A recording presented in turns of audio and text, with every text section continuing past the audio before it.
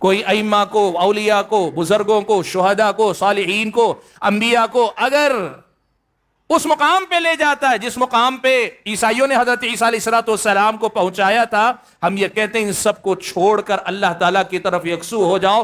یہ دعوت توحید ہے، اور یہ دعوت ہم ہر کسی کو دیتے ہیں، سب سے پہلے دیتے ہیں، سب سے زیادہ توجہ اس دعوت کی طرف دیتے ہیں، اور اس دعوت کو سب سے زیادہ اہم اور ضروری مانتے ہیں. توحید ہی کی دعوت کیوں دی جائے؟ اس کی دوسری وجہ یہ ہے کہ توحید اسلام کی سب سے پہلی بنیاد ہے. توحید اسلام کی سب سے پہلی بنیاد ہے. آپ سبھی حضرات کو تقریباً حدیث کے عربی الفاظ بھی ہو سکتا ہے یاد ہوں گے. اللہ کے نبی نے کیا فرمایا؟ بنی الاسلام علی خمس. اسلام کی بنیاد 5 باتوں پہ، 5 چیزوں پہ رکھی گئی. پہلی بنیاد شہادت اللہ الہ الا اللہ وان محمد الرسول اللہ. سب سے پہلی بنیاد یہ ہے کہ بندہ لا الہ الا اللہ اور محمد الرسول اللہ کی گواہی دے. لا الہ الا اللہ کی گواہی توحید کی گواہی، محمد الرسول اللہ کی گواہی دراصل توحید ہی کی گواہی کی تکمیل ہے. یاد رکھنا اللہ تعالیٰ کے بندو، اسلامی شریعت میں سب سے پہلا درجہ توحید کا ہے. میدان میں کام کرنے والی دینی جماعتوں میں سے ایک جماعت ایسی بھی ہے، لوگوں کو سب سے پہلے نماز کی طرف بلاتی. کہتے ہیں اسلام کا سب سے بڑا رکن ہے، عمل میں سب سے بڑا رکن. یقیناً نماز کی طرف لوگوں کو بلانا چاہیے، لیکن نماز اس نماز کی طرف بلاؤ جس نماز کی بنیاد توحید پر ہونی چاہیے. بات توحید پر نہ ہو اور آپ نماز کی بات کریں، یہ ترتیب الٹنے والی بات ہے. اللہ کے نبی کی حدیث کتنی سادہ، ایک موٹا آدمی بھی، موٹے دماغ کا آدمی بھی سمجھ سکتا ہے کہ بنیاد اصل میں اللہ تعالیٰ نے توحید پر رکھی ہے. بنیاد پہلے توحید والی مضبوط کرو، پھر اس پر نماز کی، روزے کی، زکوٰۃ کی، حج کی ساری بنیادیں اس کے بعد اس پر قائم رکھو. وَقُلْ جَاءَ الْحَقُّ وَزَهَقَ الْبَاطِلُ إِنَّ الْبَاطِلَ كَانَ زَهُوقًا. الحمد للہ رب العالمین والصلاة والسلام على اشرف الانبیاء والمرسلین وعلى آلہ واصحابہ اجمعین ومن تبعهم بإحسان إلى يوم الدين. يا أيها الذين آمنوا اتقوا الله حق تقاته ولا تموتن إلا وأنتم مسلمون. يا أيها الناس اتقوا ربكم الذي خلقكم من نفس واحدة وخلق منها زوجها وبث منهما رجالا كثيرا ونساء واتقوا الله الذي تساءلون به والأرحام إن الله كان عليكم رقيبا. يا أيها الذين آمنوا اتقوا الله وقولوا قولا سديدا يصلح لكم أعمالكم ويغفر لكم ذنوبكم ومن يطع الله ورسوله فقد فاز فوزا عظيما. أما بعد فأعوذ بالله من الشيطان الرجيم. بسم الله الرحمن الرحيم. وما أمروا إلا ليعبدوا الله مخلصين له الدين حنفاء ويقيموا الصلاة ويؤتوا الزكاة وذلك دين القيمة. معزز علماء کرام، بزرگوں، نوجوان بھائیوں اور پردہ نشین ماؤں اور بہنوں، سب سے پہلے تو میں اللہ تبارک و تعالیٰ کا شکر ادا کرتا ہوں کہ آج اللہ تبارک و تعالیٰ نے آپ حضرات و خواتین کے درمیان حاضر ہونے کا موقع دیا. حاضرین گرامی قدر، آج کی اس مجلس میں مجھے جس عنوان پر بات کرنی ہے وہ عنوان ہے توحید ہی سب سے پہلے کیوں، یا توحید کی دعوت ہی سب سے پہلے کیوں ضروری ہے. ہم اہل حدیث ہیں الحمدللہ، اور ہم آپس میں یہ بات اچھی طرح سے جانتے ہیں کہ ہم یہ کہتے ہیں کہ سب سے پہلے عقیدہ ٹھیک ہونا چاہیے، سب سے پہلے توحید درست ہونی چاہیے. توحید درست ہو تو باقی سب ٹھیک ہے، اگر توحید درست نہ ہو تو پھر سب کچھ برباد ہے. یہ وہ جملے ہیں جو عام طور پر ہمارے اور آپ کے اہل علم کی زبانی ہماری عوام سنتی ہیں، اور پھر عوام آپس میں ایک دوسرے کو یہ سناتی ہے. یہ جو مسئلہ ہے کہ توحید ہی کیوں ضروری ہے یا توحید سب سے پہلے کیوں ضروری ہے، آج اس مسئلے کو کتاب و سنت کی تعلیمات کی روشنی میں ہم اور آپ سمجھنے کی کوشش کریں گے، تاکہ ہم اور آپ سمجھ سکیں کہ اللہ تبارک و تعالیٰ نے یہ جو دعوت اہل حدیث ہے یا دعوت توحید کی دعوت ہماری اور آپ کی جو دعوت ہے، اس سے اگر اللہ تعالیٰ نے مجھ کو اور آپ کو جوڑا ہے تو یہ اللہ تبارک و تعالیٰ کی کتنی بڑی دولت ہے، کتنی بڑی نعمت ہے۔ سفیان ابن عیینہ رحمۃ اللہ علیہ کہتے ہیں ما انعم اللہ علی العباد نعمتا اعظم من ان عرفهم لا الہ الا اللہ۔ اللہ تعالیٰ کی نعمتیں تو زندگی میں بہت ساری ہیں نا، کہتے ہیں کہ اللہ تعالیٰ نے بندوں کو اگر لا الہ الا اللہ کی معرفت یعنی لا الہ الا اللہ کی سمجھ اگر اللہ تعالیٰ نے دی ہے تو اس سے بڑی نعمت اللہ تعالیٰ نے دنیا میں بندوں کو دی ہی نہیں ہے۔ سبحان اللہ۔ یہ جو توحید جسے ہم کہتے ہیں، جس میں ہم یہ کہتے ہیں کہ اللہ کی ذات، اللہ تعالیٰ کی صفات اور اللہ تبارک و تعالیٰ کے حقوق میں کوئی بھی رتی برابر غیر اللہ کی طرف جانا نہیں چاہیے، جو ذات اللہ کی ہے، جو صفات اللہ کی ہیں وہ صرف اللہ کی رہنی چاہیے، اس جیسی کوئی صفت کسی اور کی طرف نہیں جانی چاہیے، اور جو اللہ کے حقوق ہیں یعنی جو عبادتیں ہم اللہ کے لیے کرتے ہیں وہ عبادتیں بھی صرف اللہ تعالیٰ کے لیے رہنی چاہیے۔ یہ ہماری توحید ہے۔ اللہ کی ذات میں توحید کا مطلب کیا ہے؟ ہم یہ مانیں کہ وہ اکیلا ہے، اس کا نہ آگے کوئی ہے نہ پیچھے کوئی ہے۔ ہم یہ مانیں کہ وہ ایسا ہے کہ اس جیسا کوئی نہیں ہے۔ ہم یہ مانیں کہ اللہ تبارک و تعالی یکتا ہے، اللہ تبارک و تعالی اکیلا۔ قل هو اللہ احد اللہ الصمد لم یلد ولم یولد ولم یکن له کفوا احد۔ اللہ تبارک و تعالیٰ کو اس کی ذات میں اور پھر اس کی صفات میں اکیلا مانیں۔ صفات میں کیسے اکیلا مانیں؟ جیسے ہم مانتے ہیں اللہ تبارک و تعالیٰ کا ایک نام ہے السمیع، اللہ تعالیٰ سننے والا۔ اللہ تبارک و تعالیٰ سننے والا ہے۔ کیسے سنتا ہے؟ ہم اور آپ سنتے ہیں کتنی دور تک؟ ایک مسافت ہے۔ مائک نہ ہو تو میری آواز شاید آپ کے کانوں تک ٹھیک سے نہ پہنچ سکے، مائک نہ ہو تو شاید باہر کے موجود لوگوں تک میری آواز نہ پہنچ سکے اور آپ سن نہ سکیں۔ انسان کی سماعتیں محدود ہیں۔ وہ اللہ ایسا ہے کہ ساتوں آسمان کے اوپر عرش پر مستوی ہے۔ میں اگلی مولانا سے سرگوشی کروں، مولانا سن نہ سکیں، نہ سن سکیں، لیکن اللہ تعالیٰ سنے گا۔ اللہ تعالیٰ دیکھتا ہے۔ کیا دیکھتا ہے؟ اللہ سب کچھ دیکھتا ہے۔ اندھیرا ہو جائے ہم نہیں دیکھ سکتے، درمیان میں کوئی دیوار کوئی پردہ حائل ہو جائے ہم نہیں دیکھ سکتے، مسافت دور ہو جائے ہم نہیں دیکھ سکتے کہیں نہ کہیں پہنچ کر، لیکن جس کے لیے یہ مسافتیں، یہ رکاوٹیں کوئی معنی نہیں رکھتی، وہ دیکھتا ہے تو ہر چیز کو دیکھتا ہے۔ اللہ تعالیٰ بصیر ہے، اللہ تعالیٰ لطیف ہے، باریک بین ہے، اللہ ہر چیز دیکھتا ہے۔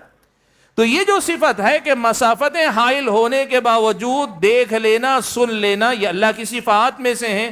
ہمارا عقیدہ یہ ہے کہ یہ صفت صرف اللہ کی ہو سکتی ہے، اللہ تعالیٰ کے علاوہ کسی کی یہ صفت نہیں ہے۔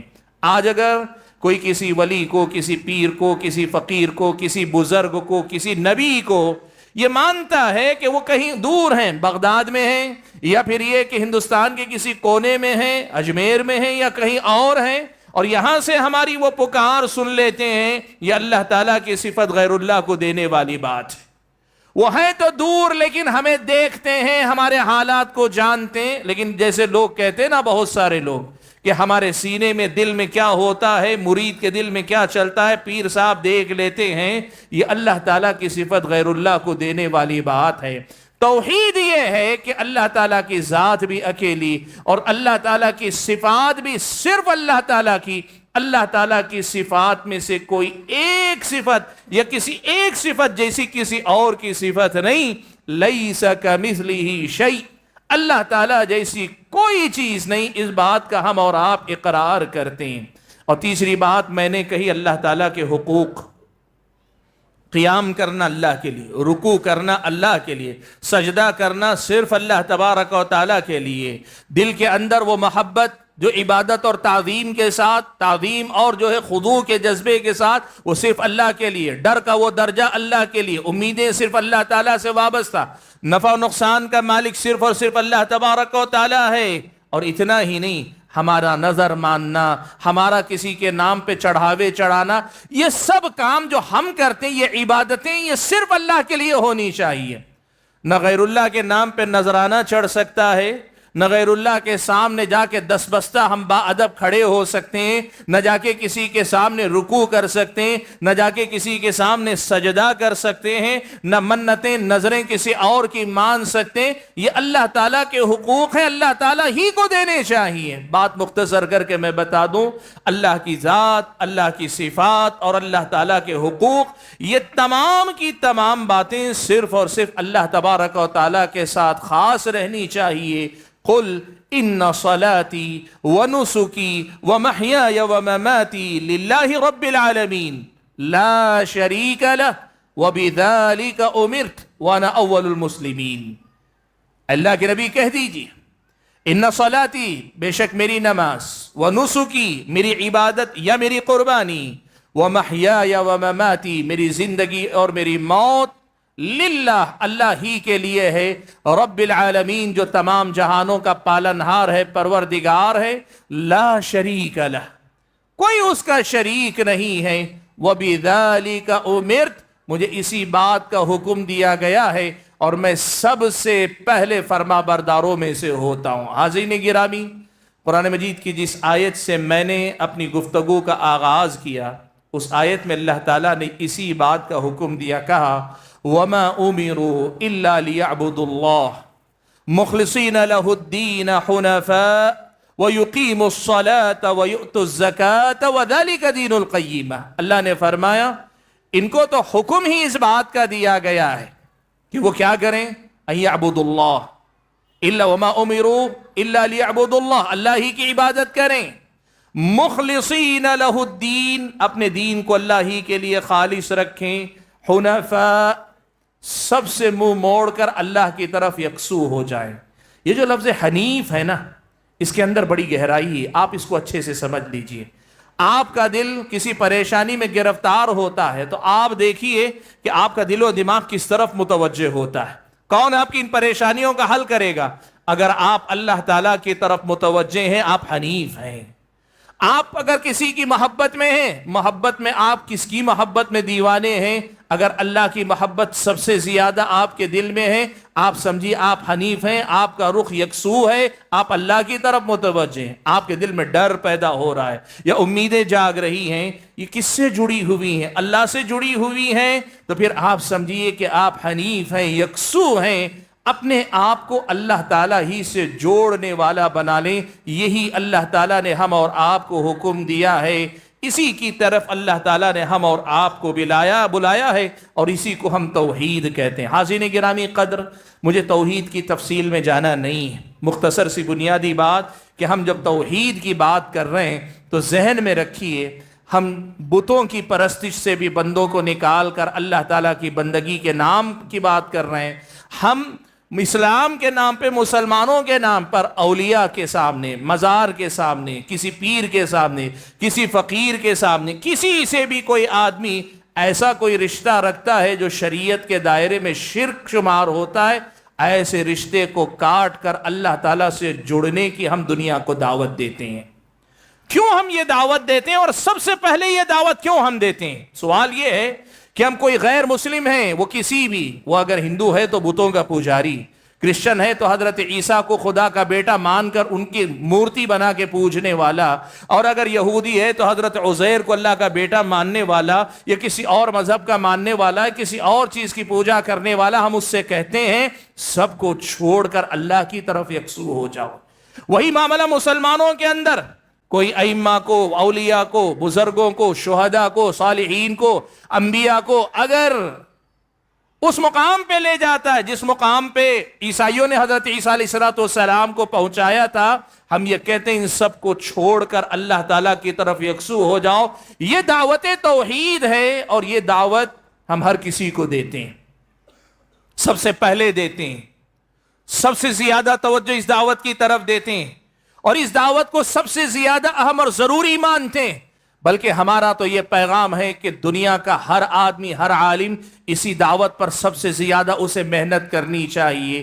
کیوں یہ سب سے پہلے توحید، عقیدہ توحید کو سب سے پہلے کیوں رکھا جانا چاہیے؟ بھائیو، وقت بہت کم ہے میرے پاس، سچ بتاؤں تو، اس لیے کہ اگر میں صرف اس بات پہ بات کرتا جاؤں کہ کیوں توحید کو سب سے پہلے رکھنا چاہیے، بڑی لمبی گفتگو ہو سکتی ہے، لیکن کوشش کروں گا کہ ایک وقت جو میں نے اپنے ذہن میں رکھا ہے اس وقت میں کم سے کم 10 ایسی وجوہات گناتا ہوں جس کی بنیاد پر کم سے کم بتا رہا ہوں، ورنہ وجوہات اور زیادہ ہیں۔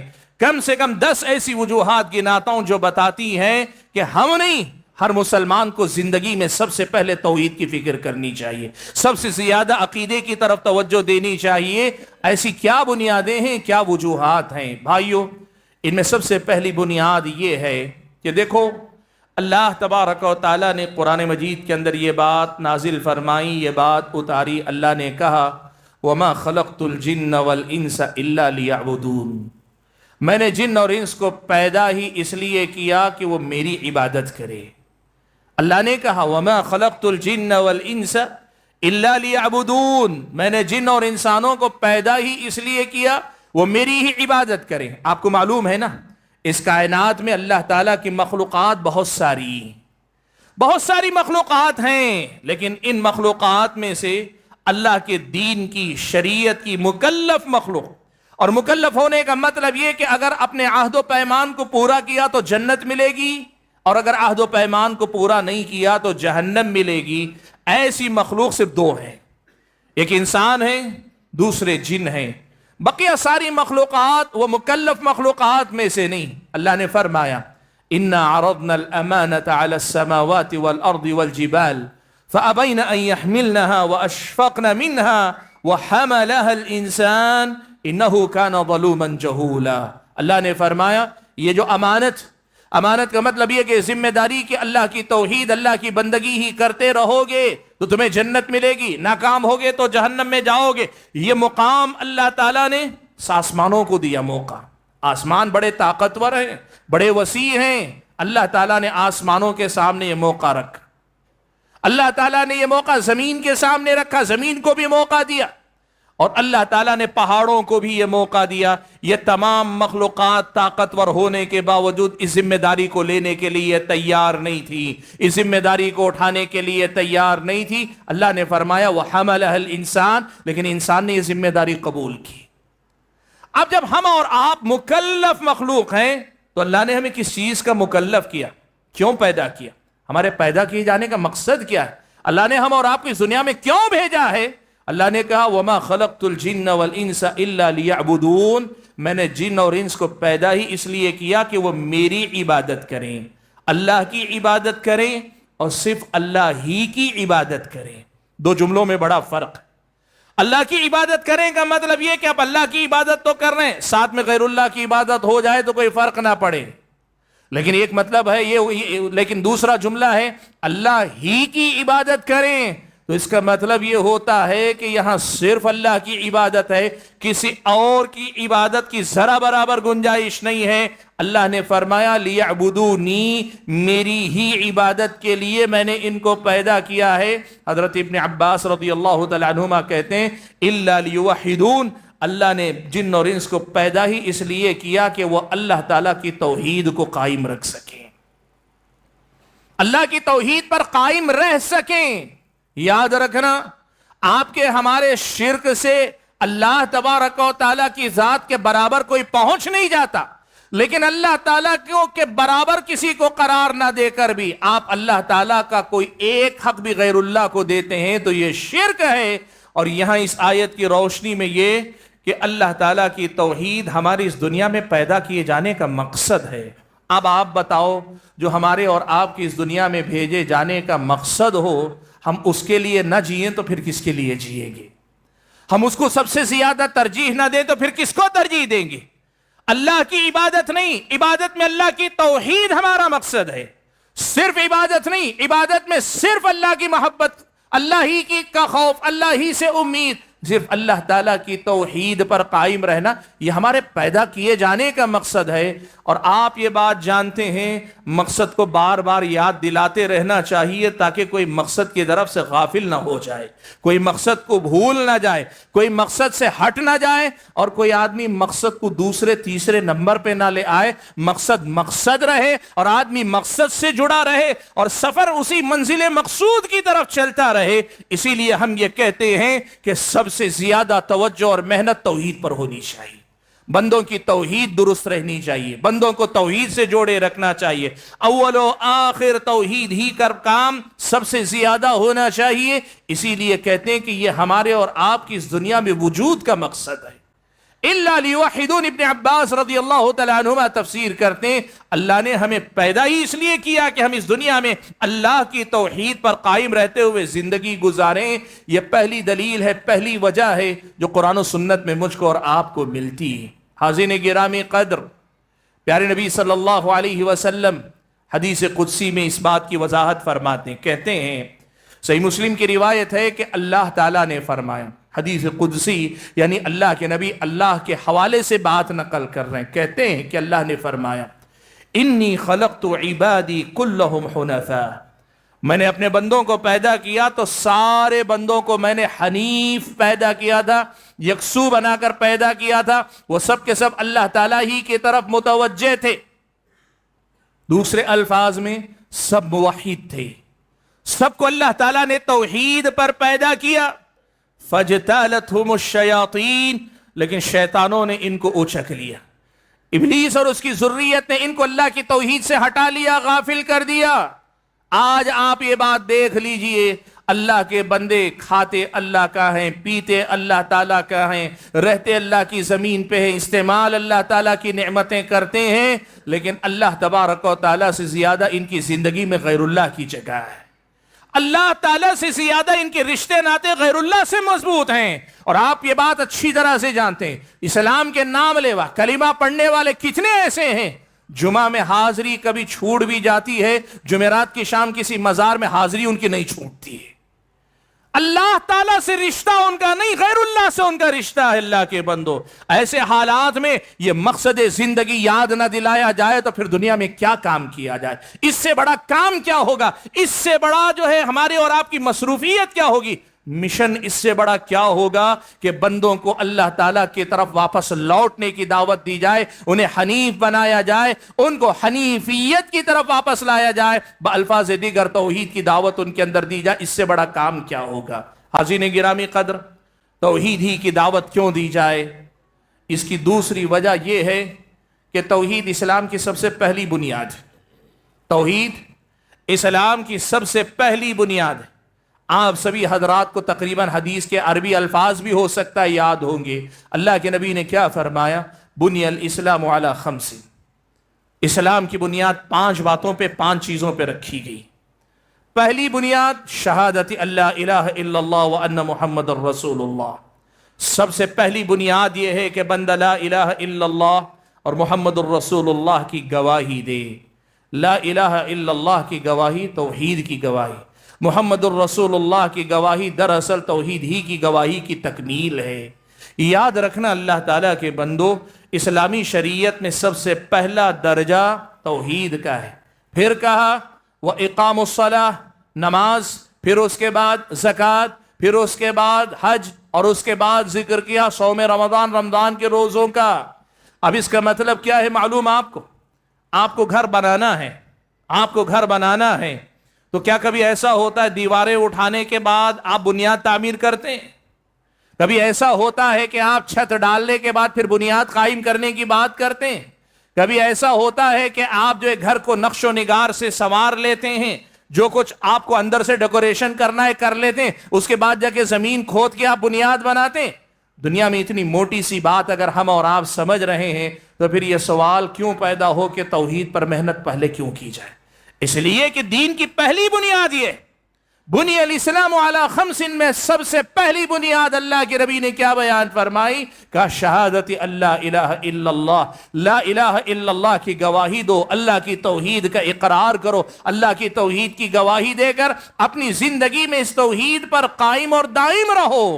اور سچ کہیں تو آپ کو معلوم ہے یہ جو نماز ہے یہ اصل میں اس توحید کی ترجمانی ہے، یہ جو زکوٰۃ ہے یہ توحید کی ترجمانی ہے، یہ جو حج ہے یہ توحید کی ترجمانی ہے، یہ جو صوم روزہ ہے یہ بھی توحید کی ترجمانی ہے۔ ان سب کی حیثیت توحید کے بعد ہے، توحید کے ساتھ ہے، توحید کے بغیر نہیں، توحید سے پہلے نہیں، یہ بات یاد رکھنا۔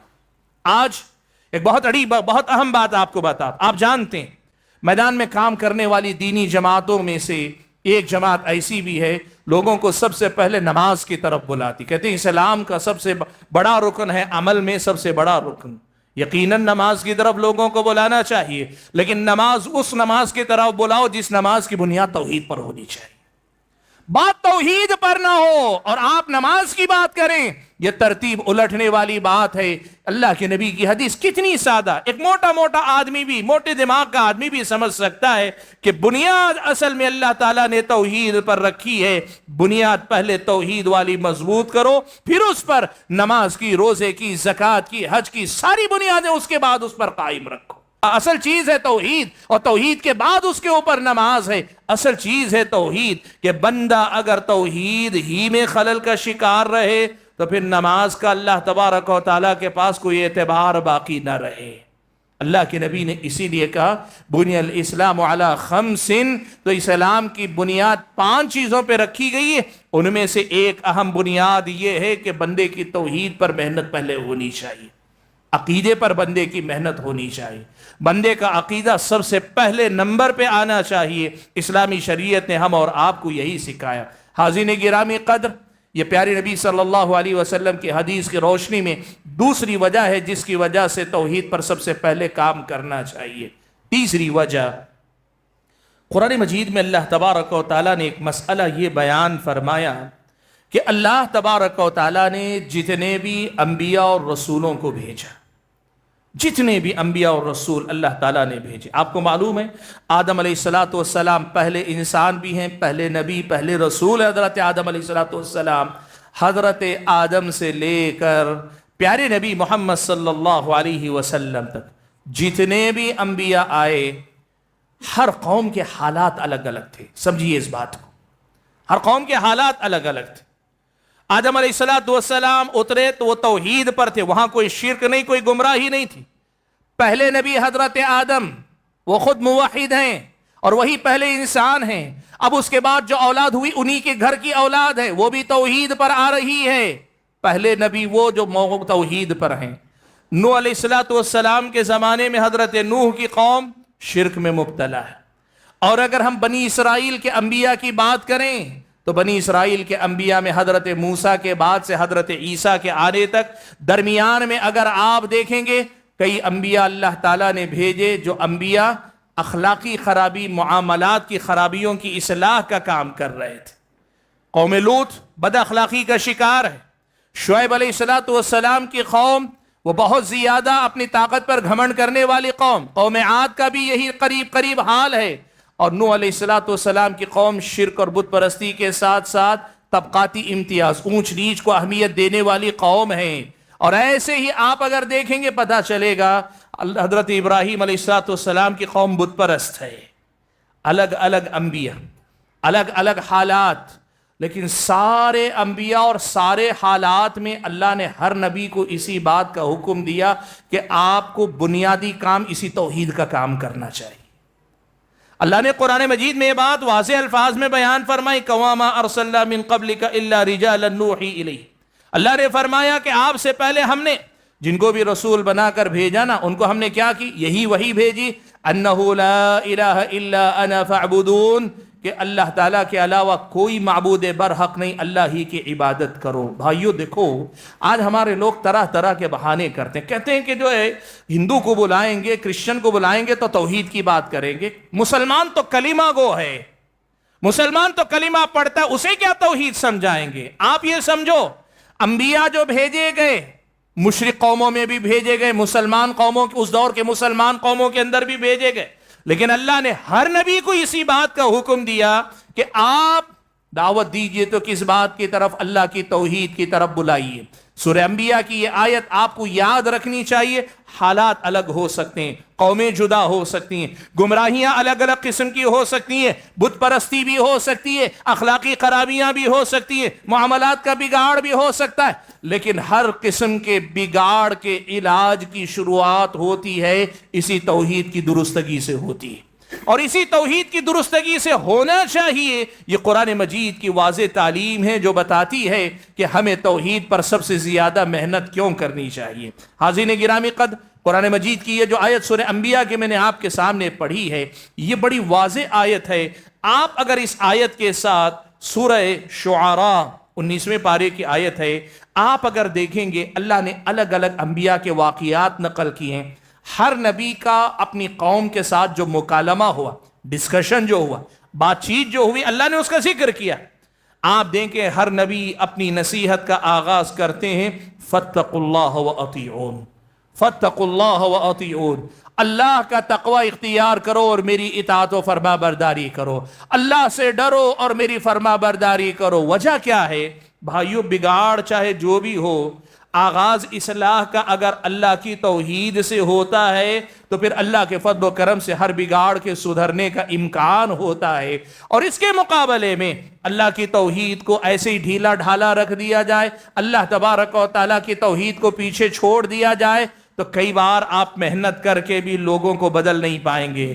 جوا کھیلنے والے سے جوا نہیں چھڑا پائیں گے، شراب پینے والے سے آپ شراب نہیں چھڑا پائیں گے۔ آپ کو معلوم ہے ماں عائشہ صدیقہ رضی اللہ تعالیٰ عنہ بیان فرماتی ہیں کہ اللہ کے نبی صلی اللہ علیہ وسلم پر پہل جو آیتیں اتاری گئیں وہ آیتیں وہی آیتیں تھی جس میں جنت اور جہنم کا، قیامت کا تذکرہ تھا، اللہ تعالیٰ کی توحید کا۔ یعنی مکے کے ابتدائی دور میں توحید، رسالت اور آخرت والی آیتیں سب سے پہلے اتاری گئیں۔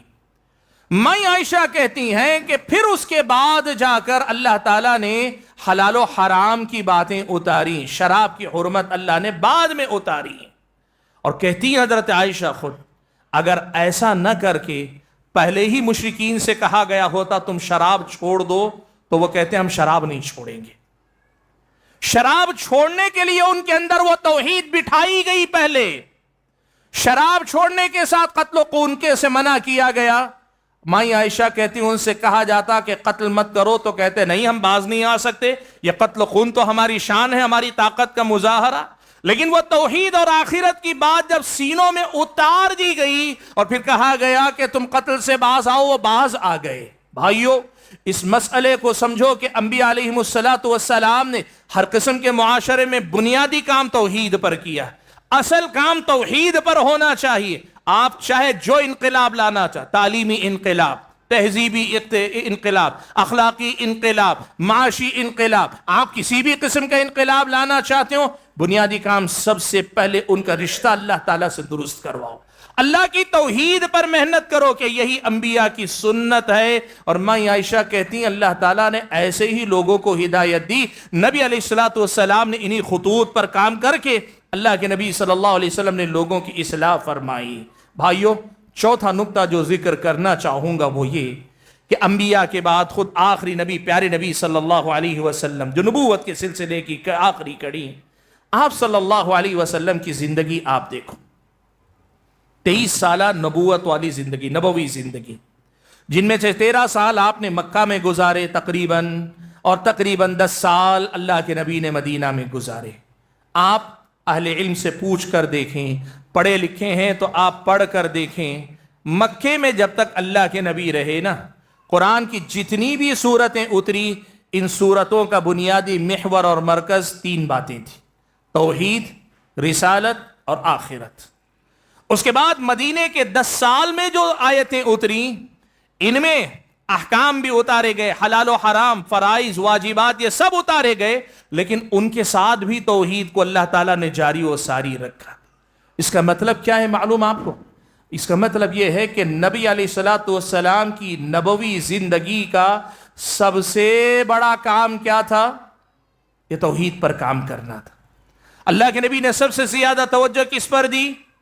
اسی پر دی۔ میں آپ کو بتاؤں، ہمارے ہاں جماعت کام کرتی ہے، جماعتیں نکلتی ہیں، آپ جانتے ہیں جماعتیں عام طور پر یہ بات کہتی ہیں کہ اللہ کے نبی کی زندگی بھر کی محنت کیا تھی؟ اللہ کے نبی لوگوں کے لیے فکر مند ہو کر دوڑتے تھے. صرف فکر مند ہو کر دوڑتے نہیں تھے، لوگوں کی توحید کے لیے فکر مند ہو کر دوڑتے تھے. بڑا فرق ہے دو جملوں میں اللہ کے بندو. آج یہ مسئلہ سمجھنے کی ضرورت ہے. اللہ کے نبی امت کی فکر میں دوڑتے تھے، صحابہ کو دوڑاتے تھے. اللہ کے نبی نکلتے تھے، ہاں نکلتے تھے. اللہ کے نبی کہاں؟ مسجد میں نکلتے تھے، بازار میں نکلتے تھے، ضرورت پڑنے پہ سفر میں نکلتے تھے، میدان جہاد میں اللہ کے نبی نکلتے تھے. لیکن جہاں بھی نکلتے تھے لوگوں کی توحید کی فکر میں نکلتے تھے. آج مسئلہ یہ ہے کہ اللہ کے نبی اور صحابہ کی محنتوں کو محنت کے نام پہ لیا جا رہا ہے، لیکن محنت کس مسئلے پر ہوئی تھی یہ مسئلہ لوگوں کے سامنے نمایاں نہیں کیا جا رہا ہے. 23 سالہ نبوی زندگی میں اللہ کے نبی نے کس پہ محنت کی؟ اللہ کے نبی نے نماز سکھائی، اللہ کے نبی نے حلال و حرام سمجھایا، شراب چھڑائی، زنا چھڑایا، قتل و غارت گری سے روکا، ڈاکہ زنی سے روکا، بہتان تراشی سے روکا، اخلاقی خرابیوں سے روکا. اللہ کے نبی نے زکوٰۃ سکھائی، اللہ کے نبی نے حج سکھایا، روزہ سکھایا، اللہ کے نبی نے نفل عبادتیں سب سکھایا. لیکن ان سب سے زیادہ اللہ کے نبی نے توحید کا سبق پڑھایا. محنتیں خوب کرو لیکن وہ بنیادی مسئلہ ہی غائب ہو جائے تو یہ محنت ہو کر بھی صحیح بنیاد پہ محنت نہیں ہو رہی اللہ کے بندو. اسی لیے یاد رکھو یہ چوتھی اہم بات ہے کہ اللہ کے نبی کی زندگی میں بھی 23 سالہ نبوی زندگی میں زیادہ تر حصہ اگر آپ نے کسی مسئلے پر توجہ دی ہے تو وہ کون سا مسئلہ ہے؟ وہ یہی توحید کا مسئلہ. اللہ کے نبی نے پڑھایا صحابہ کو، اور کس حد تک پڑھایا معلوم ہے آپ کو؟ ایک صحابی نے اللہ کے نبی کے سامنے کہہ دیا ما شاء اللہ و شئت. کسی مسئلے پر بات آئی تو کہہ دیا اللہ کے نبی جو اللہ چاہے اور آپ چاہیں. یہ جملہ ہم عام طور پہ کہتے ہیں نا، جیسے آپ کی مرضی. اللہ کے نبی نے توحید پر کتنی محنت کی اندازہ لگاؤ. زبان سے بے اختیار نکلنے والے الفاظ پر بھی قابو رکھنے کو کہا اللہ کے نبی نے. کہا اللہ کے نبی نے صحابی کا یہ جملہ سن کر کہا اجعلتنی للہ ندا، کیا تم نے مجھے اللہ کا شریک اور اللہ کا برابر قرار دے دیا؟ صحابی گھبرا گئے. اللہ کے نبی نے کہا بل ما شاء اللہ وحدہ. یہ دوسری روایت میں قل ما شاء اللہ وحدہ. یہ مت کہو کہ جو اللہ چاہے اور اللہ کا رسول چاہے، نہیں، بلکہ کہو جو اللہ چاہے، صرف اللہ تعالیٰ چاہے وہی ہوگا. اللہ کے نبی نے الفاظ، صحابی کا مطلب یہ تھوڑی تھا کہ اللہ کے نبی کی مرضی اللہ کی مرضی کے برابر ہے، نعوذ باللہ، صحابی کا وہ مطلب نہیں تھا. لیکن اس مطلب کے بغیر بھی الفاظ بھی اگر ایسے آئیں جن کے ظاہر میں بھی شرک کا شائبہ آتا ہو، اللہ کے نبی نے اس کو بھی ختم کرنے کی بات کی. نبی نے توحید پر اس درجے تک جا کر محنت کی. آج تو ہمارے پاس یہ ہے، عوام تو عوام، بسا اوقات اہل علم کی زبانی ایسے جملے دھڑلے سے بولے جاتے ہیں، پھر بھی توحید کو ہم سمجھتے ہیں کہ نہیں یہ کوئی اہم کام نہیں. ہم سمجھتے ہیں کہ نہیں سب کلمہ پڑھنے والے. ہم سمجھتے ہیں کہ نہیں اس پہ تو محنت ہو چکی. اللہ کے بندو توحید پہ محنت کرو. دیکھو اللہ کے نبی نے توحید کیسے پڑھائی. 23 سالہ نبوی زندگی میں اللہ کے نبی نے کتنی محنت کی ہے. آپ اگر دیکھیں گے تو آپ کو پتا چلے گا کہ نبی علیہ الصلوۃ والسلام نے لوگوں کو کیسے اس توحید پر مضبوط کرنے کی کوشش کی. 5ویں بنیاد، اور اس بنیاد کو اگر آپ سمجھیں نا تو باذن اللہ زندگی بھر آپ توحید کے سبق کو یاد رکھیں گے. بھائیوں دیکھو، اس دنیا میں انسان جو بھی حرکت کرتا ہے نا، جو بھی عمل کرتا ہے، دیکھنا، سننا، بولنا، ہاتھوں سے کچھ کرنا، پیروں سے چل کے جانا، اعضاء و جوارح سے جو بھی کام کرتا ہے، بنیادی طور پر اندر سے ایک جو ہے کوئی طاقت ہے جو اسے ڈھکیلتی ہے کام کرنے کی طرف. وہ چیز کیا ہے؟ یا تو کسی چیز کی محبت ہے، کسی چیز کی محبت ہے، چاہت ہے، کسی چیز کی چاہت میں انسان حرکت میں آتا ہے، یا پھر کسی چیز کا خوف ہے جس سے بچنے کے لیے آدمی اندر سے حرکت میں آتا ہے، یا پھر یہ تو آدمی کو کسی چیز کا لالچ ہے، کوئی امید ہے، کچھ اسے حاصل ہونے کی امید ہے. بنیادی طور پر آپ یہ بات یاد رکھیں، انسان حرکت میں آتا کس لیے ہے؟ کوئی بھی نیکی کرے، برائی کرے، اچھا کام کرے، غلط کام کرے، ثواب کا کام کرے، عذاب کا کام کرے، انسان حرکت میں آتا ہے دنیا میں اسی محبت یا اسی خوف یا اسی امید اور لالچ کے جذبے سے آتا ہے.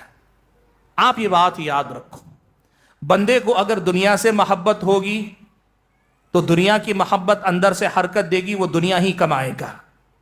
بندے کو دنیا کے چھوٹ جانے کا ڈر ہوگا تو وہ اللہ تعالیٰ کے ڈر میں نہیں، وہ دنیا چھوٹ جانے کے ڈر میں ہی محنت کرے گا. اور بندے کو کسی سے کچھ لالچ ہوگا, کوئی امید ہوگی, اسی لالچ کے حصول کے چکر میں وہ محنت کرے گا. اسلامی شریعت مجھ کو اور آپ کو بتاتی ہے توحید نام ہے اس بات کا کہ بندہ سب سے زیادہ اللہ تعالیٰ سے محبت کرے, سب سے زیادہ اللہ تعالیٰ ہی سے ڈرے, اور سب سے زیادہ امیدیں صرف اور صرف اللہ تبارک و تعالیٰ سے وابستہ رکھے. توحید بھی, رسالت بھی, آخرت بھی, یہ ساری باتیں گھوم پھر کر انہی تین بنیادی نکات پہ آ کے رک جاتی ہیں کہ محبت, اللہ تبارک و تعالیٰ کی محبت, اللہ تبارک و تعالیٰ کا خوف, اور اللہ تبارک و تعالیٰ سے امیدیں. آپ کو معلوم ہے جسے توحید کہتے ہیں اس کا خلاصہ یہی ہے کہ انسان دنیا میں سب سے زیادہ اللہ تبارک و تعالیٰ سے محبت کرے, اور ایسی محبت کرے کہ دنیا کی کوئی محبت اس کے قریب بھی بھٹکنے نہ پائے, اور اللہ کی محبت کی خاطر پیارے نبی صلی اللہ علیہ وسلم سے محبت کرے, اور ایسی محبت کرے کہ اپنی جان مال, اپنی عزت و آبرو, بلکہ اپنے آل اولاد سے بڑھ کر اللہ کے نبی سے محبت کرے. انسان اللہ تبارک و تعالیٰ ہی سے ڈرے, ایسا ڈر کہ اللہ تبارک و تعالیٰ سے ڈرنے کے بعد ساری دنیا سے نڈر ہو جائے. انسان اللہ تبارک و تعالیٰ ہی سے امیدیں وابستہ رکھے, اور ایسے اللہ تعالیٰ سے امیدیں وابستہ کر لے کہ پھر ساری دنیا سے بے نیاز ہو جائے. اللہ کی محبت ایسی کہ اس محبت کے سامنے کوئی محبت رکنے نہ پائے, اور اللہ تعالیٰ کا ڈر ایسا کہ ایک اللہ سے ڈر جانے کے بعد دنیا میں کوئی ہمیں ڈرا نہ سکے. اور امیدیں اللہ تعالیٰ سے ایسی کہ اللہ سے امیدیں جوڑ لینے کے بعد پھر ساری دنیا سے ہم بے نیاز ہو جائیں کہ تمہارے ہاتھ میں کچھ نہیں, کوئی دے گا تو وہی دے گا. یہ ہے توحید کا کمال. بھائیو, آج آپ یہ بات یاد رکھیں, میں نے ابھی آپ کے سامنے یہ بات رکھی کہ انسان کو اندر سے حرکت میں لانے والی چیز یا تو کسی چیز کی محبت ہے, یا تو کسی چیز کا خوف ہے, یا کسی چیز کا لالچ ہے. توحید پر اگر محنت کی گئی, سب سے زیادہ توحید مضبوط کی گئی, عقیدہ سب سے زیادہ سنوارا گیا, بندوں کی توحید کو سب سے زیادہ سمجھایا گیا, توحید کو سب سے زیادہ پڑھایا گیا, سکھایا گیا, اور ان کو بتایا گیا کہ سب سے زیادہ محبت اللہ سے, سب سے زیادہ خوف اللہ سے, سب سے زیادہ امید اللہ تعالیٰ سے, تو کیا ہوگا معلوم ہے آپ کو؟ یہ محبت, یہ امید, یہ خوف بندے کے دل میں گھر کر جائے تو پھر بندے کے سارے اعضاء اسی محبت, اسی توحید کے تابع ہو جائیں گے. پھر آدمی وہی دیکھے گا جو اللہ تعالیٰ کو پسند ہے, آدمی وہی سنے گا جو اللہ تعالیٰ کو پسند ہے, آدمی وہی کرے گا جو اللہ تعالیٰ کو پسند ہے. یاد رکھو اللہ تعالیٰ کے بندو, اصل کام ہے انسان کو اندر سے بدلنا, اصل کام ہے آدمی کے دل کو بدلنا, اصل چیز ہے آدمی کے سوچنے کے انداز کو بدلنا, اور یہ بدلتا ہے جب اندر سے محبت, خوف اور رجا کے اس جذبے کو مضبوطی ملتی. اللہ کی محبت اور اللہ کی رجا یعنی امید اور اللہ تعالیٰ کا خوف جب کسی کے اندر گھر کر جاتا ہے تو کیا ہوتا ہے معلوم آپ کو؟ جھٹکے میں آدمی تبدیل ہو جاتا ہے, منٹوں میں آدمی بدل جاتا ہے, اور ایسے بدل جاتا ہے کہ آپ یقین نہیں کر پائیں گے. آپ کو معلوم ہے قرآن مجید میں اللہ تعالیٰ نے, قرآن مجید میں اللہ تبارک و تعالیٰ نے ذکر کیا ہے. کیا ذکر کیا ہے معلوم آپ کو؟ فرعون کا واقعہ اللہ نے ذکر کیا. حضرت موسیٰ توحید کی دعوت لے کر فرعون کے پاس پہنچے. فرعون کو حضرت موسیٰ کو ہرانا ہے تاکہ اپنے دعوے کو صحیح ثابت کر سکے کہ انا ربکم الاعلی. وہ جادوگروں کو بلاتا ہے, وہ سمجھتا ہے کہ حضرت موسیٰ کوئی جادو لے کر آئے ہیں, اس کو باطل کر دے گا تو اپنی گویا ربوبیت کو باقی رکھ لے جائے گا, یا اپنے دعوے کو باقی رکھ لے جائے گا. اس نے, فرعون نے جادوگروں کو بلایا, بلا کر کہا موسیٰ سے مقابلہ کرنا ہے. دیکھو ایک بات یاد رکھو, دنیا دار جو آدمی ہوتا ہے نا وہ ہمیشہ مفادات کا دیوانہ ہوتا ہے. جس کے دل میں دنیا ہے, جس آدمی کے سامنے دنیا ہے, اسے جیت ہار سے زیادہ اسے ہوتا ہے میرا فائدہ کیا ہوگا. اب یہ دیکھو آتے ہیں, اور آنے کے بعد کیا کرتے ہیں؟ مقابلے سے پہلے سوال کرتے ہیں اِنَّ لَنَا لَأَجْرًا إِن كُنَّا نَحْنُ الْغَالِبِينَ. کہتے ہیں کہ اے فرعون ذرا یہ بتا تو صحیح, ہم اگر جیت جائیں تو ہمیں کیا ملے گا؟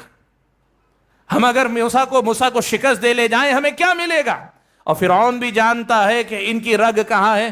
اس نے کہا کہ تمہیں میں اپنا درباری بنا لوں گا, میرا مقرب بنا لوں گا, میرا مصاحب بنا لوں گا. آج تم دنیا میں کہیں ہوگے, کل فرعون کے بادشاہ وقت کے مصاحب کہلاؤ گے، یعنی دنیا کی بڑی سی بڑی کامیابی کی ضمانت تمہیں دے رہا ہوں۔ مقابلہ کیا اور مقابلہ کرتے کرتے جادوگروں کو پتا چل گیا کہ جس سے مقابلہ کر رہے ہیں نہ وہ جادوگر ہے، اور جس چیز کا مقابلہ کر رہے ہیں وہ بھی جادو نہیں ہے۔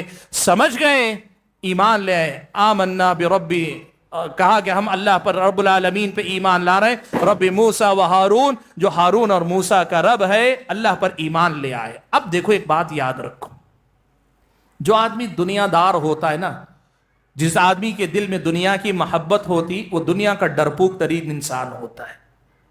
فرعون یہ سمجھ رہا ہے کہ ابھی تک یہ دنیا کے لالچی تھے نا، ابھی تھوڑی دیر پہلے مجھ سے پوچھ رہے تھے ہمیں دنیا میں کیا ملے گا، جیت سے بڑا ہمارا مفاد ہے، بتاؤ کیا مفاد ملے گا۔ فرعون سمجھ رہا ہے کہ یہ دنیا دار لوگ ہیں، اور دنیا دار لوگ بڑے ڈرپوک ہوتے ہیں، تو ڈرا کر ہی ان کو رام کیا جا سکتا ہے۔ فرعون نے کہا باز آ جاؤ، واپس آ جاؤ، موسیٰ کے رب پر ایمان لانے سے پلٹ آؤ، مجھے پھر سے اپنا رب مان لو، یا کم سے کم موسیٰ پر ایمان سے پھر جاؤ، ورنہ میں کیا کروں گا، تمہیں سولی پہ چڑھا دوں گا۔ سولی پہ چڑھا دوں گا تو بھی ایسے ہی نہیں، بڑی تکلیف دہ موت دوں گا، ایسے کہ سولی پہ ٹانگنے کے بعد تمہارے اعضاء، تمہارے ہاتھ پیر مخالف سمت سے کاٹوں گا۔ اگر بایاں ہاتھ کاٹوں گا تو دایاں پیر کاٹوں گا، اگر دایاں ہاتھ کاٹ رہا ہوں تو بایاں پیر کاٹوں گا۔ دیکھو بڑی دردناک موت تمہیں دوں گا۔ میرے بھائیوں دیکھو، میں نے کہا نا، جب توحید دل میں جاتی ہے تو منٹوں میں کیسا انقلاب آتا ہے، جب توحید دل میں جاتی ہے تو آدمی اندر سے کیسے بدلتا ہے۔ اصل تبدیلی، اصل انقلاب، اصل اصلاح، اصل تغیر جو انسان کے اندر آنا، یہ آنا ہے۔ انہوں نے کیا کہا، قالوا لا ویر، اعلان کر کے کہا کہ اے فرعون تو جو کرتا ہے کر لے، ہمیں کچھ فرق پڑنے والا نہیں، ہم تو بس اس فکر میں اب جی رہے ہیں کہ تیرے بہکاوے میں آ کے، موسیٰ کے مقابلے میں آ کے اللہ کی جو نافرمانی کر بیٹھے، اللہ بس اسے معاف کر دے، اس کی ہماری فکر ہے۔ بھائیو سوال آپ کر رہے تھے نا، میں نے کہا نا کہ سوال ہمارا ہے نا کہ یہ توحید ہی کیوں سب سے پہلے ضروری ہے؟ اس لیے ضروری ہے کہ اصل انقلاب، اصل تبدیلی توحید سے آتی۔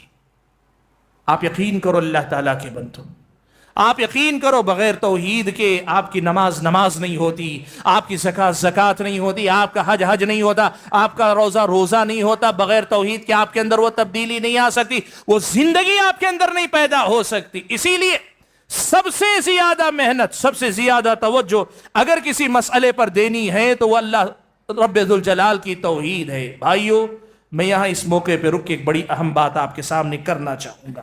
وہ بات یہ ہے، یاد رکھو کہ بندے کے دل میں جب محبت یا خوف اور رجا کا یہ پہلو غالب آتا ہے نا، تو اندر سے کیسے بدل جاتا ہے۔ تینوں کی ایک ایک مثال آپ کے سامنے دے دیتا ہوں۔ محبت کی بات دیکھو، اللہ کی محبت ہو تو بندہ کیسے اللہ تعالیٰ کے سامنے سب کچھ قربان کرتا ہے، یعنی اللہ ہی کا ہو جاتا ہے۔ حضرت ابو طلحہ انصاری کا باغ ہے، بیروحہ باغیچہ، بڑا مشہور مدینے کا۔ اس کا پانی اتنا میٹھا کہ اللہ کے نبی بھی کبھی کبھار آ کر بیٹھ کر اس کا پانی پیا کرتے تھے۔ اللہ نے قرآن کی آیت اتاری، کہا لن تنالوا البر حتى تنفقوا مما تحبون، نیکی کو نہیں پہنچ پاؤ گے جب تک تم وہ نہ خرچ کرو جس سے تمہیں سب سے زیادہ دنیا کی چیزوں میں محبت ہے۔ ہم صدقہ کرتے ہیں، خیرات کرتے ہیں، کون سا؟ ہمارے گھر میں جو کھانا کوئی کھانے والا نہیں ہوتا، بچ جاتا ہے، وہ پڑوس کے غریب میں ہم بھیجتے ہیں۔ ہم صدقہ کرتے ہیں، کیسے کرتے ہیں؟ فقیر مانگنے آئے، معاف کیجئے میں بھی آپ سے بری نہیں ہوں، لیکن ہماری سچائی یہی ہے کہ فقیر جب مانگنے آتا ہے تو جیب میں سب سے پہلے تلاش کرتے ہیں کہ ہمارے پاس کھلا پیسہ کون سا ہے، کتنا چلر کتنا ہے۔ وہ اللہ کے بندوں دیکھو، اللہ سے اگر توحید پکی ہوگی نا، اللہ نے کہا جو تمہارا سب سے پسندیدہ مال ہے وہ جب تک خرچ نہیں کرو گے نیکی کے کمال کو نہیں پہنچ پاؤ گے۔ سیدھے آئے اللہ کے نبی کے پاس، کسی نے پوچھا نہیں حضرت ابو طلحہ سے، خدا کے کہا اللہ کے نبی، اللہ کہتا ہے کہ جس چیز سے تم سب سے زیادہ محبت کرتے ہو وہ جب تک خرچ نہیں کرو گے تمہیں نیکی کا کمال نہیں ملے گا۔ میرا سب سے پسندیدہ مال بیروحہ ہے، اللہ کے نبی میں چاہتا ہوں کہ یہ مال اللہ کی راہ میں دے دو۔ یقین کرو اللہ کے بندو، اللہ کی سچی محبت آئے گی، دنیا کی ساری چیزوں کی محبت پھیکی پڑ جائے گی۔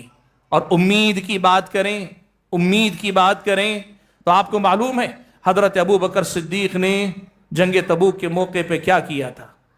سارا گھر اپنا لا کر اللہ کے نبی کے سامنے ڈال دیا، پورا گھر، کچھ نہیں چھوڑا گھر میں, کوئی ساز و سامان نہیں, کوئی مال نہیں, کوئی پیسہ نہیں, کچھ نہیں. اللہ کے نبی نے پوچھا گھر پہ کیا چھوڑا ہے؟ کہا اللہ اس کے رسول کو چھوڑ کے آیا. یہ کیا ہے معلوم آپ کو؟ جس کی امیدیں اللہ تعالیٰ سے بندھ جاتی ہیں, جسے اللہ تعالیٰ سے امید کا رشتہ بن جاتا ہے, وہ ساری دنیا سے بے نیاز ہو جاتا ہے. وہ سمجھتا ہے کہ میری زندگی ان چیزوں کے سہارے بعد میں, اصل و اول و آخر تو اللہ تعالیٰ کے سہارے چل رہی ہے. وہ امید اللہ سے توحید کی قائم ہو جائے تو پھر بندہ دنیا کی ان میٹیریلزم جسے کہتے ہیں, یعنی اسباب کی ان دنیا کا دیوانہ اور پاگل نہیں رہ جاتا اللہ کے بندو. اور آپ کو خوف کی مثال دیتا ہوں. حضرت ماعز اسلمی رضی اللہ تعالیٰ عنہ, حضرت غامدیہ رضی اللہ تعالیٰ عنہ, دو الگ الگ واقعات ہیں, دونوں سے زنا جیسا جرم سرزد ہو جاتا ہے. آپ یاد رکھیے اس واقعے میں جو دیکھنے کی بات ہے وہ کیا ہے؟ وہ دیکھنے کی بات یہ ہے کہ دونوں نے جب جرم کیا ان کے علاوہ کسی کو نہیں معلوم, سوائے اس ساتھی کے جن کے ساتھ ان کا یہ جرم ہوا دنیا میں کسی نے نہیں دیکھا, کسی کو بھنک تک نہیں ہے. لیکن کیا ماجرا ہے کہ اللہ کے نبی کے سامنے آتے ہیں, آ کر اقرار کرتے ہیں, اللہ کے نبی کے سامنے اپنے آپ کو حوالے کرتے ہیں. ماعز بھی آتے ہیں, غامدیہ بھی آتی ہیں, بار بار اصرار کرتے ہیں. کیا ہے؟ اللہ کا خوف اگر دل میں پیدا ہو جائے نا تو پھر آدمی دنیا میں کسی سے نہیں ڈرتا.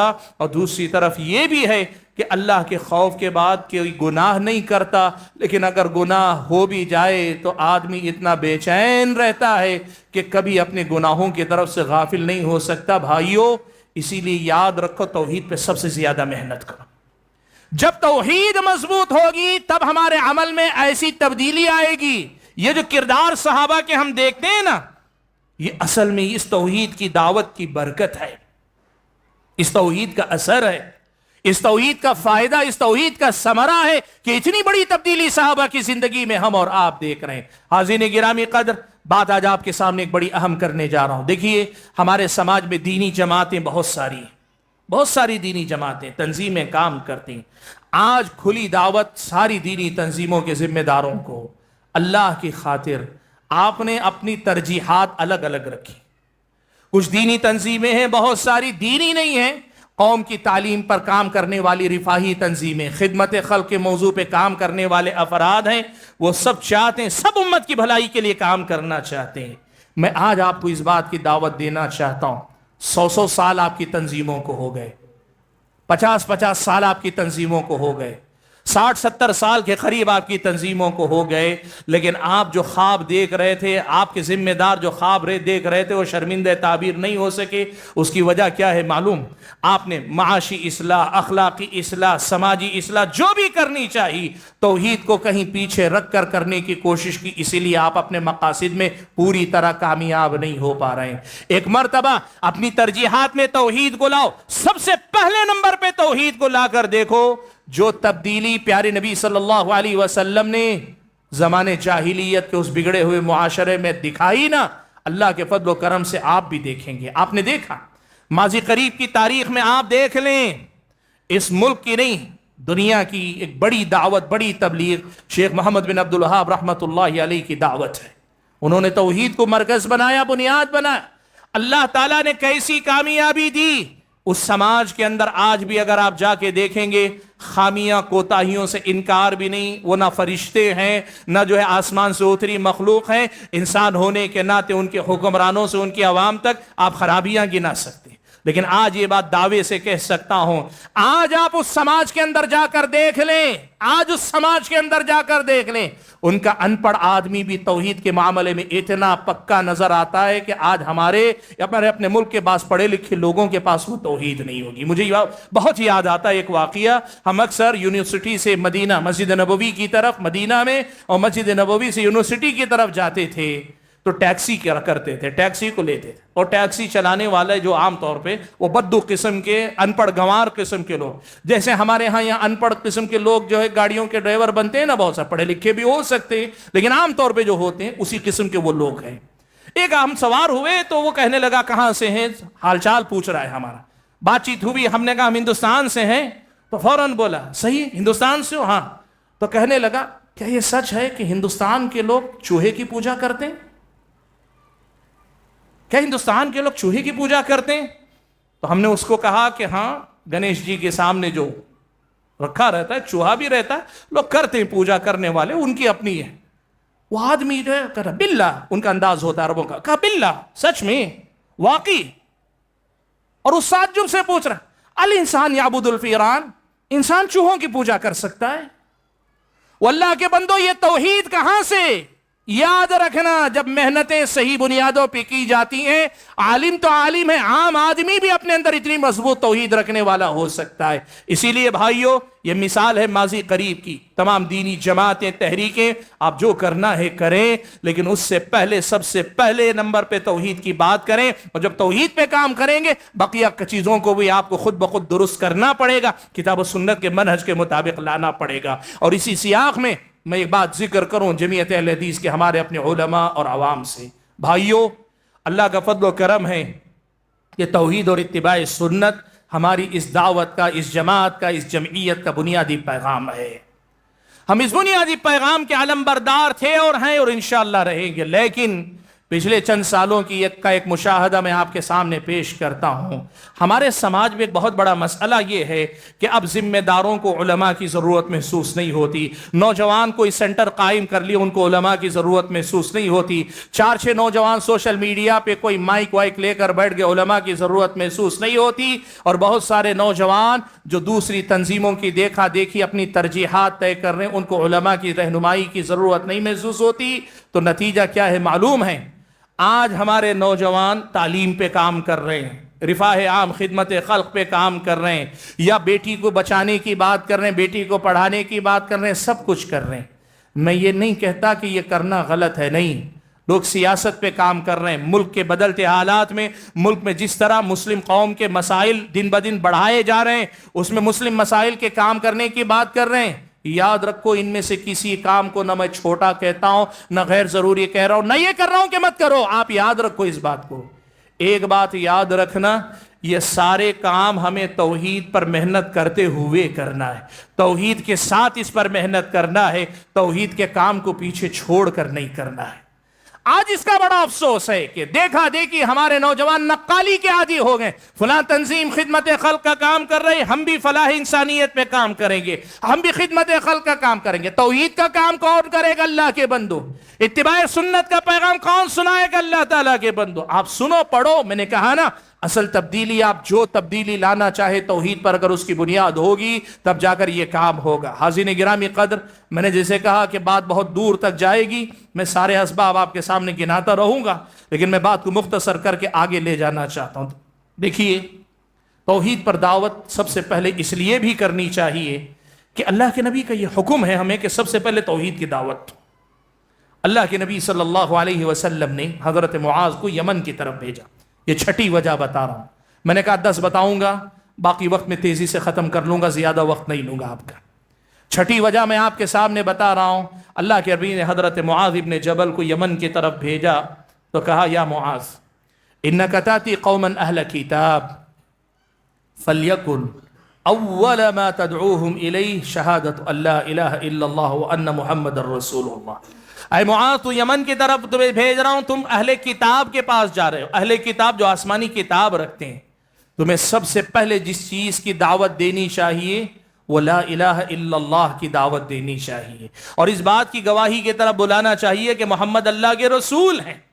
یہ حدیث پیارے نبی صلی اللہ علیہ وسلم کی دعوت و تبلیغ کے باب میں بنیادی حدیث, اصل کی حیثیت رکھتی ہے, جس میں اللہ کے نبی صلی اللہ علیہ وسلم نے یہ پڑھایا سکھایا کہ سب سے پہلی دعوت, سب سے بڑی دعوت, سب سے اہم دعوت اور سب سے پہلا پیغام توحید کا پیغام ہونا چاہیے. یہ اللہ کے نبی کا حکم ہے. بھائیو, اس لیے بھی توحید پر سب سے زیادہ محنت کرنی چاہیے. یہ چھٹی وجہ ہے. 7ویں وجہ جس کی وجہ سے ہم اور آپ کو سب سے زیادہ توحید پر محنت کرنی چاہیے, صحیح مسلم کی روایت ہے, حضرت جابر رضی اللہ تعالیٰ عنہ روایت فرماتے ہیں کہ ایک آدمی اللہ کے نبی کے پاس آیا. ایک آدمی اللہ کے نبی کے پاس آیا اور آ کر کہنے لگا, مل موجبتان یا رسول اللہ, اے اللہ کے نبی وہ 2 بنیادی باتیں بتائیے جس سے آدمی پر یا تو جنت واجب ہوتی ہے یا جہنم واجب ہوتی ہے. یعنی آدمی جنت میں بھیج دیا جاتا ہے یا جہنم میں بھیجا جاتا ہے. بیسک بات, مل موجبتان, وہ 2 باتیں بتائیے کہ جن کی وجہ سے آدمی جنتی یا جہنمی ہوتا ہے.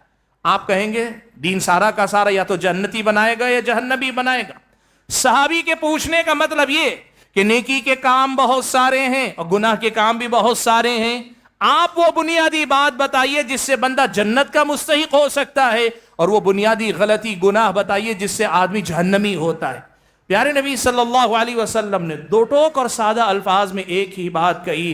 اللہ کے نبی نے کہا من مات لا یشرک باللہ شیئا دخل الجنہ ومن مات یشرک به شیئا دخل النار. جو آدمی اس حالت میں مرے کہ وہ اللہ کے ساتھ کسی کو شریک نہیں ٹھہرا رہا ہے وہ جنت میں جائے گا. یعنی جنت میں جانے کا اصل دار و مدار اسی توحید پر ہے. اور دوسری بات کہی ومن مات یشرک به شیئا, جو اللہ کے ساتھ کسی کو شریک ٹھہراتے ہوئے مر جائے دخل النار, وہ جہنم میں جائے گا, جہنمی ہوگا. بھائیو, اس حدیث نے سادہ مگر سیدھے دو ٹوک اور واضح الفاظ میں یہ بتا دیا جنت اور جہنم کا اصل فیصلہ تو توحید اور شرک پر موقوف ہے.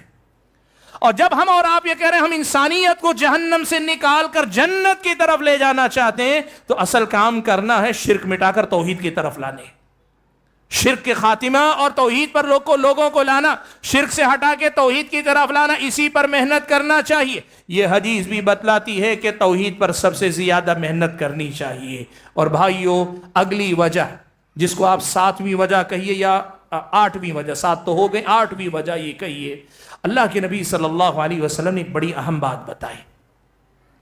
شرک آپ جانتے ہیں ابلیس انسان کو شرک اور کفر تک لے جانا چاہتا ہے. کیوں؟ ابلیس کو معلوم ہے کہ اگر شرک کر کے کوئی مر گیا ہمیشہ کا جہنمی.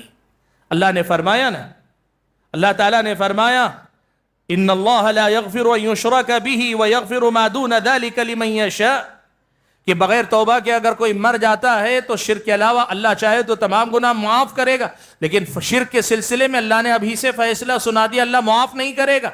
تو ابلیس شرک پر ہی بندوں کو مارنا چاہتا ہے. اور اس شرک کے بارے میں اللہ کے نبی نے ایک بڑی اہم بات بیان فرمائی. اللہ کے نبی نے فرمایا, الادب المفرد میں امام بخاری رحمۃ اللہ علیہ نے اس حدیث کو روایت کیا. اللہ کے نبی نے حضرت ابو بکر کو مخاطب کرتے ہوئے کہا کہ یا ابا بکر, اے ابو بکر سنو, للشرک اخفی من دبیب النمل. اے ابو بکر یہ بات سمجھو کہ شرک لوگوں کے اندر چونٹی کی جو چال ہے اس سے بھی زیادہ خفیہ طریقے سے انسانوں کے اندر داخل ہوتا ہے. شرک حالانکہ سب سے بڑی بربادی, لیکن داخل ہوتا کیسے ہے؟ کہا جیسے چونٹی رینگتے ہوئے آ جاتی ہے نا, آپ کو اکثر دکھائی نہیں دیتی چھوٹی ہونے کی وجہ سے, اس کی آواز سنائی نہیں دیتی, اس کی چال کا کوئی آواز ہمارے کان سننے کے قابل نہیں رہ جاتے, اور عام طور پر نہ کوئی بو آتی ہے نہ کوئی کچھ نہیں, جیسے چونٹی رینگتے ہوئے کہیں بھی داخل ہو جاتی ہے. اللہ کے نبی نے کہا شرک بھی لوگوں کے اندر ایسے ہی خفیہ طور پہ داخل ہوتا ہے. اب آپ بتاؤ, چور اگر چھپ کے داخل ہو رہا ہے تو احتیاط بھی سب سے زیادہ اس کی ہونی چاہیے کہ نہیں؟ ڈاکو آئے گا تو چیختے چلاتے آئے گا, ہنگامہ کرتے ہوئے آئے گا, دروازہ توڑ کے آئے گا, کھڑکی توڑ کے آئے گا, آپ کو دھکا دے کے آئے گا. آپ کم سے کم کہیں گے کہ جواں مرد ہوں تو مقابلہ کروں گا. لیکن پتہ چلے چور ایسے آتا ہے کہ آپ کے بازو سے نکال کے پاکٹ مار نکل بھی جاتا ہے, پتہ بھی نہیں چلتا. سب سے زیادہ چوکنا ایسے چور کی طرف سے رہنا چاہیے. یہ حدیث بھی بتاتی ہے کہ آدمی کو توحید پر سب سے زیادہ محنت کرنی چاہیے تاکہ توحید کے ساتھ شرک کی پہچان رکھے, اور وہ چپکے سے آنے والا جو شرک ہوتا ہے نا, نامعلوم طریقے سے, غیر محسوس طریقے سے جو شرک داخل ہونے والا ہوتا ہے, اس پہ لگام لگا سکے. اس لیے بھی بندے کو شرک پر سب سے زیادہ محنت کرنی چاہیے, شرک کے مٹانے اور توحید کے قائم کرنے پر سب سے زیادہ محنت کرنی چاہیے. اور بھائیو, 9ویں بات جس کا میں تذکرہ آج آپ کے سامنے کرنا چاہوں گا کہ توحید پر سب سے زیادہ محنت کرو, شرک پر محنت سب سے زیادہ شرک کے خاتمے کے لیے کرو. وہ اس لیے کہ دیکھو دوسرے گناہ جو ہیں وہ گناہ ہوں گے, اور ان میں سے بعض گناہ ایسے ہیں جو ہمارے بعض اعمال کو برباد کر دیں گے, لیکن شرک ایک ایسا گناہ ہے, اس شرک کے ساتھ آپ دنیا کی ساری نیکیاں بھی لے کر جائیں گے, اللہ تعالیٰ آپ کے سارے اعمال کو برباد کر دے گا. اللہ تعالیٰ نے قرآن میں صاف طور پہ ایک بات کہی. آپ جانتے ہیں ہم سب کا ایمان اور عقیدہ یہ ہے انبیاء علیہ الصلوۃ والسلام شرک کر سکتے ہیں؟ نعوذ باللہ, انبیاء کبھی شرک کر ہی نہیں سکتے. اللہ تعالیٰ کی طرف سے معصوم ہیں, ان سے شرک ہو ہی نہیں سکتا، اللہ شرک ان سے نہیں کروائے گا، اللہ نے ان کی حفاظت کی ہوئی ہے، وہ معصوم عن الخطا ہے، تو شرک تو بہت بڑی بات ہے، بہت دور کی بات۔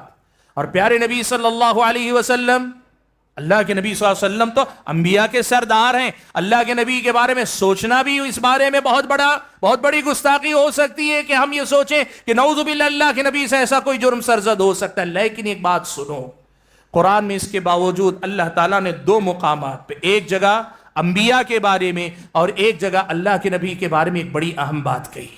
اللہ نے انبیاء کے بارے میں کہا وَلَوْ أَشْرَكُوا لَحَبِطَ عَنْهُمْ مَا كَانُوا يَعْمَلُونَ، اگر جیسے کہنا بالفرض، صرف فرض کرنے کی بات، بالفرض اگر ان سے بھی شرک سرزد ہو تو اللہ تعالیٰ ان نبیوں کے سارے کام کو اللہ تعالیٰ برباد کر دے گا۔ اور پیارے نبی کو مخاطب کرتے ہوئے اللہ نے کہا لَإِنْ أَشْرَكْتَ لَيَحْبَطَنَّ عَمَلُكَ، اگر آپ سے بھی یہ شرک سرزد ہوا تو آپ کے عمل کو بھی برباد کر دوں گا۔ یاد رکھو، یہ پیغام انبیاء سے زیادہ، انبیاء نہیں اس لیے کہ انبیاء تو معصوم، یہ انبیاء کی امتوں کو بتانا ہے، لیکن بتانا یہ ہے تم کبھی اپنے اعمال کو دیکھ کر خوش مت ہو جاؤ، بڑا نمازی ہوں، بڑے صدقات و خیرات کرتا ہوں، بڑی دولت اللہ کی راہ میں لوٹاتا ہوں، اور بڑا میں حج کرتا ہوں، بڑے عمرے کرتا ہوں، بڑے میرے روزے ہیں، نفل روزے بڑے رکھتا ہوں، سب جائے گا کارت اگر شرک تمہاری زندگی کے اندر رہا۔ انبیاء کو مخاطب کر کے اللہ نے کہا اعمال برباد کر دیے جائیں گے، تمہارے میرے عمل کی کیا حیثیت ہوگی اللہ کے بندو؟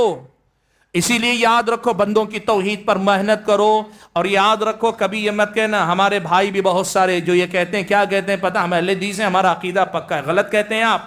جو آدمی یہ سمجھتا ہے کہ میری توحید مضبوط ہے، وہ آدمی سمجھ لے کہ یہی توحید کا پہلا خلل ہے آپ کے پاس۔ یہ توحید پڑھتے رہنے کی چیز، یہ توحید بار بار دہراتے رہنے کی، سمجھتے رہنے کی چیز ہے، کہیں غفلت میں نہ مارے جاؤ، کہیں ایسا نہ ہو، میں نے کہا نا وہ چپکے سے داخل ہونے والا، کیا پتا کہاں ہماری زندگیوں میں آ گیا، ہمیں پتا بھی نہ چلے۔ پڑھتے رہو، پڑھاتے رہو، سیکھتے رہو، سکھاتے رہو۔ میں نے کہا یہ 9ویں وجہ ہے کہ شرک ایک ایسا گناہ ہے جو لوگوں کے سارے اعمال کو برباد کر دیتا ہے۔ تو پھر ظاہر بات ہے توحید پر سب سے پہلے محنت کیوں نہ کی جائے، اور سب سے زیادہ محنت کیوں نہ کی جائے۔ اور 10ویں اور آخری وجہ جو آج یہاں ذکر کرنا چاہوں گا، جس پر میں اپنی بات سمیٹ بھی لوں گا، وہ یہ ہے کہ بھائیو، انبیاء علیہم السلام ساری زندگی خود تو توحید پر قائم رہے، اپنے بچوں کی تربیت توحید پر کی، اپنی نسلوں کی تربیت توحید پر کی، لیکن مرتے مرتے وصیت بھی کرتے گئے تو توحید پر قائم رہنے کی وصیت کر کے گئے، اور اللہ تعالیٰ سے دعائیں بھی اگر مانگتے اپنی اولاد کے لیے تو یہ مانگتے کہ اللہ میرے بچوں کو توحید پہ قائم رکھنا۔ آپ دیکھو اللہ نے فرمایا ام کنتم شہداء اذ حضر یعقوب الموت، کیا تم موجود تھے اس وقت جب یعقوب کی موت کا وقت قریب تھا؟ اذ قال لبنیہ ما تعبدون من بعدی، ساری زندگی سبق پڑھایا، ساری زندگی توحید سمجھائی، بچے توحید جانتے ہیں، مانتے ہیں، قائم ہیں، لیکن مرنے سے پہلے یقین کرنا چاہتے ہیں، وہ وصیت کر کے جانا چاہتے ہیں، پوچھتے یہ ہیں ما تعبدون من بعدی، میرے بعد کس کی عبادت کرو گے؟ سبحان اللہ۔ انبیاء اپنی اولاد کو وصیت کریں کہ توحید پر قائم رہو، اور آپ بتاؤ ہم اور آپ کو اپنی اولاد کے لیے توحید پر قائم رہنے کی وصیت کرنا نہیں؟ ہمیں اپنے بچوں کی توحید کے لیے محنت کرنا نہیں؟ اور آپ دیکھو اللہ نے قرآن مجید میں حضرت ابراہیم کی ایک دعا نقل کی۔ حضرت ابراہیم علیہ السلام نے دعا کی تو دعا کے الفاظ میں یہ بھی کہا وَجُنُبْنِي وَبَنِيَّ أَن نَعْبُدَ الْأَصْنَامِ، اے میرے رب مجھے اور میرے بچوں کو، میری اولاد کو بچا لے کہ کہیں ہم بت پرست نہ ہو جائیں، کہیں شرک میں مبتلا نہ ہو جائیں۔ سبحان اللہ۔ وہ ابراہیم جن کی توحید کا کمال یہ تھا، جن کی توحید کی پختگی یہ تھی کہ اللہ نے کہا ان ابراہیم کان امہ، تھے تو اکیلے لیکن ایک امت کے برابر تھے۔ اللہ نے کہا ایسے توحید کے امام کا حال یہ ہے، وہ یہ ڈر رہے ہیں، کہہ رہے ہیں وَجْنُبْنِي وَبَنِيَّ أَن نَعْبُدَ الْأَصْنَامِ، اے اللہ مجھے اور میری اولاد کو بچا لے کہ کہیں ہم بت پرستی میں نہ چلے جائیں۔ سبحان اللہ۔ سلف صالحین میں سے بعض جن کا نام خود بھی ابراہیم ہے، انہوں نے جب یہ آیت پڑھی تو کہا وَمَن يَأْمَنُ الْبَلَاءَ بَعْدَكَ يَا إِبْرَاهِيمُ، اے ابراہیم علیہ السلام توحید کے امام ہو کر آپ کو اگر ڈر ہے تو آپ کے بعد مطمئن کون ہو سکتا ہے کہ وہ شرک میں مبتلا نہیں ہوگا؟ بھائیو، انبیاء کی وصیت، انبیاء کی دعائیں یہی تھی کہ اپنے بچوں کو اللہ تعالیٰ اپنے بچوں کو زبانی وصیت اور اللہ سے بچوں کے حق میں اور اپنے حق میں یہ دعا کرتے تھے کہ توحید پر اللہ قائم رکھے. اسی لیے توحید پر سب سے زیادہ محنت کرنے کی ضرورت ہے. میں نے جیسے گفتگو کے آغاز ہی میں کہا، اگر اسی انداز میں بات کی جائے قرآن و سنت میں اور بہت ساری وجوہات ہیں، بہت ساری ایسی مثالیں، بہت ساری آیات اور احادیث شواہد کے طور پر ہیں جو بتاتی ہیں کہ توحید پر ہی سب سے زیادہ محنت کرنی چاہیے. بھائیو، اسی لیے آج آپ کو یہ پیغام میں دینا چاہتا ہوں، آپ سب سے پہلے اپنی توحید پر محنت کریں، پڑھیں توحید، بار بار پڑھیں توحید، علماء کی مجلسوں میں بیٹھیں. اور ہمارے علماء ائمہ سے گزارش ہے یہ سوچ کر کہ یہ تو اہل حدیث ہیں، ان کو توحید پڑھانے کی کیا ضرورت ہے، یہ غلطی کبھی مت کریں. اس امت کے ہر فرد کو مرتے دم تک توحید پڑھنے پڑھانے کی ضرورت ہے. بار بار پڑھاتے رہیں، دہراتے رہیں.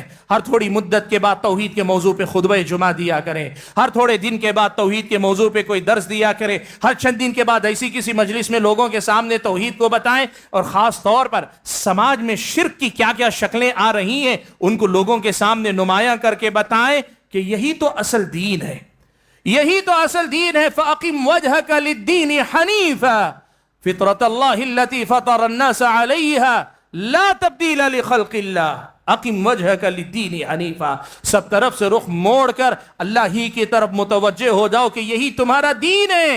اللہ کے بندو، اسی کو دین کہتے ہیں. اور دیندار بننا اصل میں یہی ہے کہ آپ اللہ کے ہو جائیں، اللہ کے ہو جائیں. میں اپنی گفتگو کو ختم کرتے ہوئے اللہ تبارک و تعالیٰ سے یہ دعا کرتا ہوں کہ اللہ تعالیٰ مجھے اور آپ سبھی حضرات اور خواتین کو جو کچھ ہم کہتے اور سنتے ہیں، کہنے اور سننے سے زیادہ سمجھنے اور اس پر عمل پیرا ہونے کے توفیق عطا فرمائے.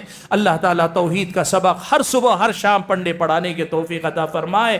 توحید ہماری رگ رگ میں اللہ تعالیٰ بسا دے اور مرتے دم پر اللہ تعالیٰ یہی توحید والا کلمہ ہم سب کو نصیب فرمائے. زندگی اللہ کی توحید اور اللہ کی بندگی میں گزرے، موت آئے تو اس حالت میں آئے کہ وہ ہم سے اور ہماری بندگی سے اور ہماری توحید سے راضی ہو، اور وہ راضی ہو کر ہمیں اس کا انعام جہنم سے نجات اور جنت میں داخلے کی شکل میں، بلکہ جنت میں سب سے اعلیٰ مقام پہ پہنچا کے اس کے اپنے دیدار سے سرفراز فرمائے. آمین. وآخر دعوانا ان الحمد للہ رب العالمین.